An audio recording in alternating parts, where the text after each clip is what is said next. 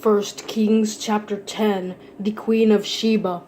The Queen of Sheba heard about Solomon's fame connected with the name of the Lord and came to test him with difficult questions. She came to Jerusalem with a very large entourage, with camels bearing spices, gold in great abundance, and precious stones. She came to Solomon and spoke to him about everything that was on her mind. So Solomon answered all her questions. Nothing was too difficult for the king to explain to her.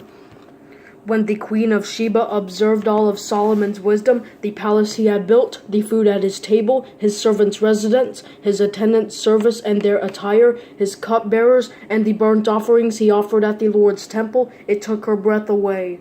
She said to the king, "The report I heard in my own country about your words and about your wisdom is true, but I did not believe the reports until I came and saw with my own eyes.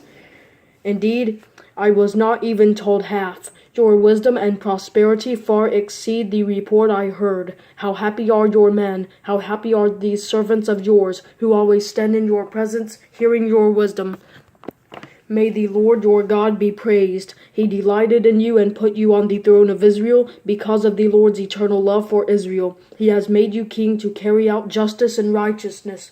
Then she gave the king 4.5 tons of gold, a great quantity of spices, and precious stones. Never again did such a quantity of spices arrive as those the Queen of Sheba gave to King Solomon.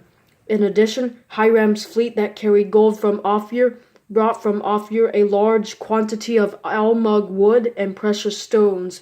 The king made the almug wood into steps for the Lord's temple and the king's palace, and into lyres and harps for the singers. Never before had such almug wood come, and the like has not been seen again even to this very day. King Solomon gave the Queen of Sheba her every desire, whatever she asked, besides what he had given her out of his royal bounty. Then she, along with her servants, returned to her own country. Solomon's wealth. The weight of gold that came to Solomon annually was 25 tons. Besides what came from merchants, traders' merchandise, and all the Arabian kings and governors of the land. King Solomon made 200 large shields of hammered gold. 15 pounds of gold went into each shield. He made 300 small shields of hammered gold. About 4 pounds of gold went into each shield. The king put them in the house of the forest of Lebanon. The king also made a large ivory throne and overlaid it with fine gold. The throne had 6 steps. There was a rounded top at the back of the throne, armrests on either side of the seat, and 2 lions standing beside the armrests. 12 lions were standing there on the 6 steps, one at each end. Nothing like it had ever been made in any other kingdom. All of King Solomon's drinking cups were gold, and all the utensils of the house of the forest of Lebanon were pure gold. There was no silver, since it was considered as nothing in Solomon's time. For the king had ships of Tarshish at sea with Hiram's fleet, and once every 3 years the ships of Tarshish would arrive bearing gold, silver, ivory, apes, and peacocks. King Solomon surpassed all the kings of the world in riches and in wisdom. The whole world wanted an audience with Solomon to hear the wisdom that God had put in his heart. Every man would be bringing his annual tribute, items of silver and gold, clothing, weapons, spices, and horses and mules.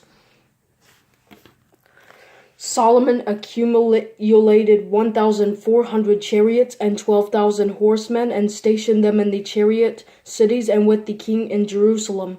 The king made silver as common in Jerusalem as stones, and he made cedar as abundant as sycamore in the Judean foothills. Solomon's horses were imported from Egypt and Kue. The king's traders brought them from Kue at the going price. A chariot was imported from Egypt for 15 pounds of silver, and a horse for about 4 pounds. In the same way, they exported them to all the kings of the Hittites and to the kings of Aram through their agents.